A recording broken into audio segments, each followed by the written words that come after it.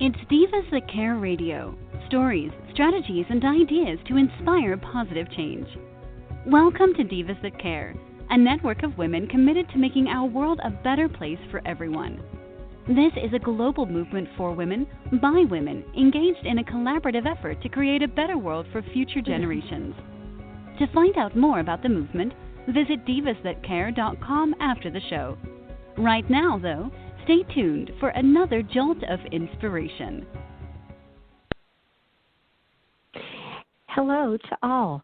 Welcome to Divas That Care Network. I am Joyce Benning, and I am the host for this robust lifestyle show today. Divas That Care is working together to make the world a better place. Please check out our website, divasthatcare.com, and see all the amazing hosts and their shows of women they are interviewing around the world. I am so very excited today to have a returning diva, Dr. Serena Pellerolo, with me, and she is going to speak about standing in our sovereignty during uncertain times. Wow, does this ever excite me? Dr. Serena Pellerolo, could you please introduce yourself and tell us a little about yourself? Sure. Thank you so much for having me, Joyce. I'm delighted to be here again. And I'm called the Midlife Midwife because my passion is to support women in midlife and beyond to move through their challenges and rebirth into the most exciting and vibrant time of their lives. I know that as midlife women, we have so much experience and knowledge. We've gathered so much during our lives that we have so much to give to the world when we are able to move beyond any challenges that are very typical during the midlife portal of transformation. So that is my passion, to support, empower midlife women to become the incredible elders that will change the world. Oh my goodness. Oh, how exciting. Oh, wow. Well, that just goes right along with one of the, I was on your website, and one of your statements was to activate yourself so you feel more vitality, strength, flexibility, and creativity. I was like, oh my goodness, how many of us really want to feel that way? And I'm going to ask you, can you explain a little more of how you go about helping women in their midlife to activate all of these different feelings and strengths and creativities? Sure. I'm going to tell you a little bit about my background so you understand my holistic approach, where it comes from. I was born in Argentina, where I am right now, in Buenos Aires in the 50s, a very male-dominated society. So for me, becoming the authentic voice that I always wanted to be since I was a child, I was always interested in finding resources to empower myself. And since I was a child, so I did, and I dedicated most of my life to share with as many women as I could on how to become empowered as women. I moved to the United States with my then husband and two daughters in 1988 to pursue a PhD program at UCLA, and most of my research as a scholar was about the empowerment of women in Latin America. So I have all my background as a researcher on women's empowerment, and also I became a professor, and I mentored thousands of young students to become empowered. And then when I retired early from academia, I was 55 during menopause. I felt that I needed to take my message of women's empowerment outside of the academic walls. I became a holistic health coach. So I bring together my experience as a researcher, as a holistic coach, and also as a spiritual counselor. So when I work with clients, I look at them as this holistic being, and we usually start out with their physical issues, and I usually invite my clients at the beginning to do a very personalized and gentle cleanse So, because what I noticed during midlife is that women become very stuck because they're carrying too much baggage. So the baggage keeps them stuck. So the first thing I do is invite them to do this cleanse, supervised by me. And during that cleanse, they start to release not only physical toxins, but also emotional stuff that had been keeping them stuck. So that starts to create some spaciousness in the clients in their energetic field to move forward. So going through the physical, we get into the mental and the emotional. And basically what happens eventually is a spiritual awakening. Usually women at midlife are called to become spiritually awakened, but we start out through the physical. Wow. Oh, my goodness. How incredible. That is so interesting. Now, do you do a lot of these classes or helping people this way in class form virtually, or are you more one-on-one, or how do you connect with these women? I do have a virtual practice. That's why I'm able to be here supporting my mom in Buenos Aires. I do everything virtually, and I do have one-on-one clients. My coaching practice is bilingual because I'm fluent in Spanish and English. And I draw a lot of Latina women into my practice because they feel very identified with my culture, and I do understand whatever cultural traits they bring into their issues and at midlife.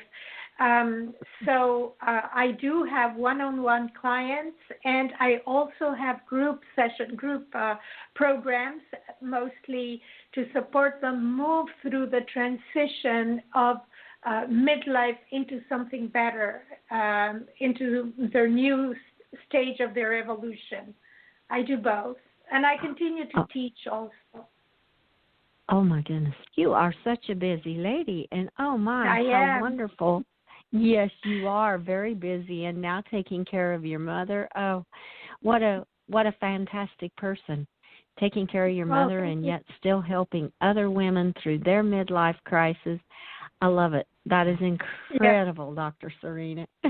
Thank you. I have to confess that it's not easy. It's a big adjustment to be fully present for my mom and at the same time continue with my clients.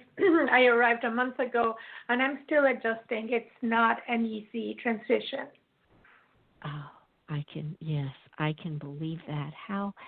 How do you help yourself to be able to balance all that, to work in all the different areas that you are doing right now? Well, that's a great question, and that is related to the topic of my call about sovereignty.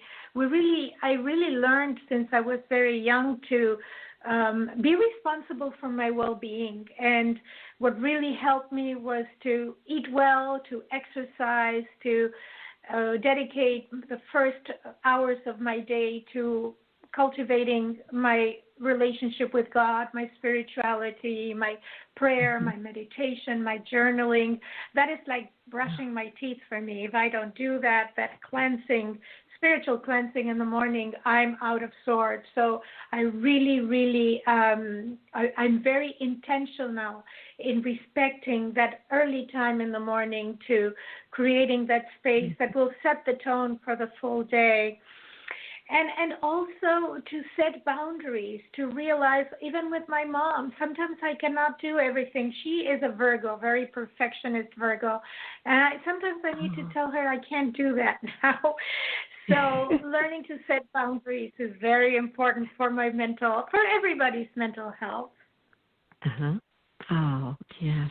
Oh, definitely. Well, and I love your part on how you start your day, because that has become so important to me, to have that time, to have some spiritual time, take the gratitude journal, and just take that time to out for yourself. So, that is very good advice to all of our listeners, to be sure to take some time for yourself to start the day and get the day put in to the right order. It just sets the tone for the day.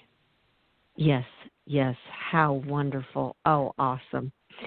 Well, and that I saw another one of your lines that I really liked, and you kind of touched on it just a little bit ago on releasing the toxicities from your physical, mental, emotional, and environment system.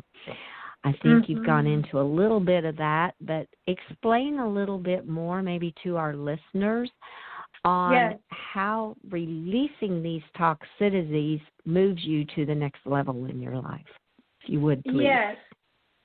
I think that we're all going through this very unusual experience of being in quarantine for these months, and I'm sure that the time that we have spent with ourselves have shown us that there's a lot of stuff that we need to sort out in our lives. During midlife especially, I see that women that come with a lot of symptoms like perimenopausal symptoms are the ones that have a hard time releasing old relationships that don't work, old jobs or careers, even homes, environments where they have been living at that they don't feel that they like, even clutter. A lot of people have a lot of clutter in their lives. That is energy that keeps us stuck. So the more we start to release all that extra energy that doesn't serve us anymore, belief systems that we have carried from childhood, and we're repeating, this is how my mother did it. Maybe it doesn't work for you anymore. So those are the things that I feel have become toxic in our lives because they're not current. They don't serve us. So the more we release all that, the more we lighten our load so the new stuff can come in and we are clearer to move forward to where we really want to go. And that's why I start my clients out with a cleanse, because it's a very symbolic act of releasing. It's a very spiritual act also to go into a fast. All the spiritual traditions do fast at least once a year. So I think it's important to start out that journey with a release ceremony and a fast and decluttering. Oh, wow. Oh, that sounds so incredible, because as women, we do a lot of us hold a lot of things in because it's just part of being a woman. Just keep on moving forward and keep taking care of everything and everybody. That's right. That is so right. So setting boundaries is important. Yes, that is very true, too, when you said setting boundaries. Well, I love your opening statement. I love it. And your picture on your website, Recover Your Juiciness. Oh, that is just incredible. And my first thought was, what does that mean? Oh, yes. It has a double meaning. The meaning is many times women feel dry during midlife because of all the hot sweats and the night sweats, the hot flashes. It's a time when our body becomes very fiery and we lose juices. So we tend to say to recover our juiciness can be a metaphor for recover our youth and our flexibility in our skin and all that. But also it means one of the tools I use in my detoxifications are juices, green juices. So you recover your juiciness by drinking green juices. And that's what I've been doing for 20 years daily. And it really helps because it brings you a lot of fuel, a lot of hydration. And I used to, when I started juicing, I would take my juicer to parks and sample juices to everybody who was there. I was fascinated with juicing. And they used to call me the juicing lady. So that's why my tagline is recover your juiciness. Oh, I love that. Yeah. Oh, that is so awesome. Well, when you bring that in and talking about the foods, I also saw that you had created Live Food for Life. Viva La Vida. Viva La Vida. Oh, my goodness. Now, can you explain? sure, sure. Sorry to interrupt you. When I started this process of becoming aware of the fact, reconnecting with my body, really, I started doing detoxifications with raw foods, and that's when I started with my juices. So I became fascinated with raw food and what it did for my body. So that's why I called my first website, my first business, Live Foods for Life. Live meaning raw foods for life. And Viva Mi Vida is in Spanish, meaning I'm celebrating my life. So when I became certified as a holistic health coach by the Institute for Integrative Nutrition, what I mostly did was food and juices and raw food. And then I decided to integrate everything that I had done in my life, and mostly the spiritual part, so that now I do use the foods as a tool to start our coaching practice, our coaching work together with my clients, but I do incorporate the emotional and the spiritual also. But I am very interested in food as medicine. I think it's a first step towards healing, to know exactly what we're putting into our bodies. Oh, yes. Oh, that is just awesome. Oh, I love it. We have been on a health journey also for the last 12 years, and really, it really makes a difference what kind of foods you put into your body.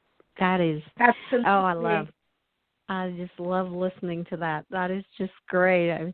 I would love to have you on and have you sometime just tell more about how the foods and the foods we should be looking at, and go deeper into that, because that is so important. That is just an incredible aspect. Yeah, and that's also part of the sovereignty. And now that we're all dealing with this pandemic, it's very important to know what we put in our bodies, so that our immunity system works in an optimum way.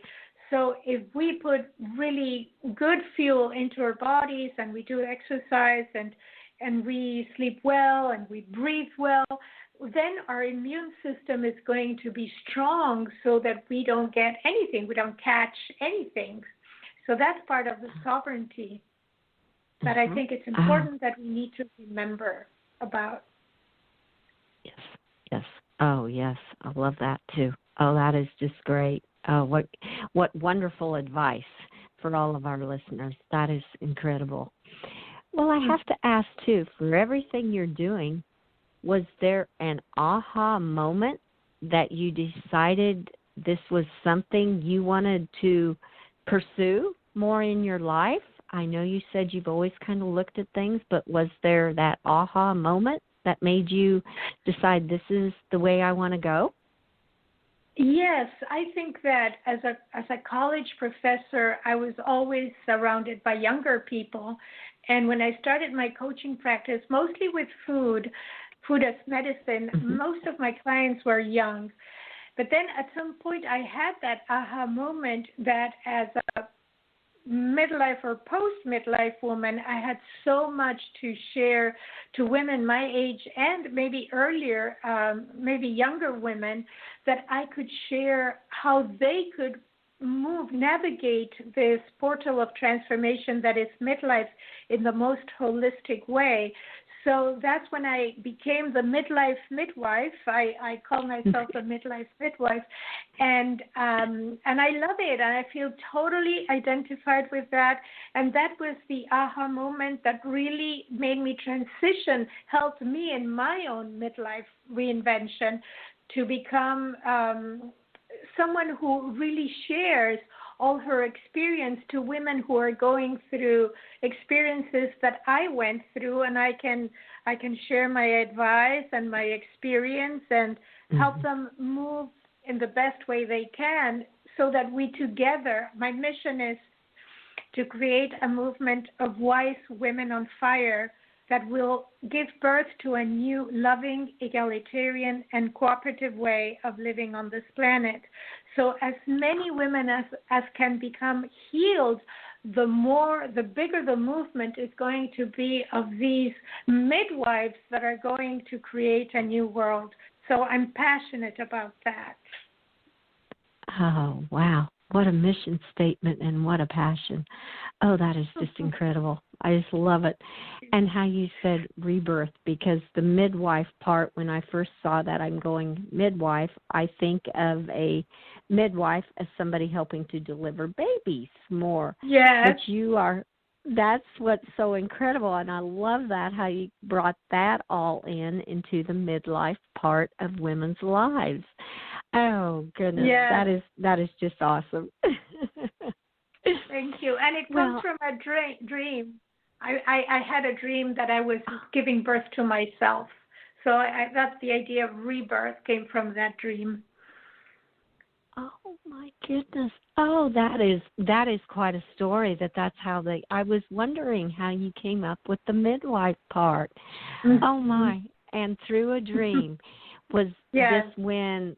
Was the dream was in kind of maybe even part of that aha moment of what you were going to call it? Yes. Oh, goodness. Well, that's when I was becoming, I was training as a spiritual counselor, as a religious science practitioner, and I had a dream that I was giving birth to myself. So I understood that I was rebirthing myself, and I had all the experience that I could help other women rebirth themselves.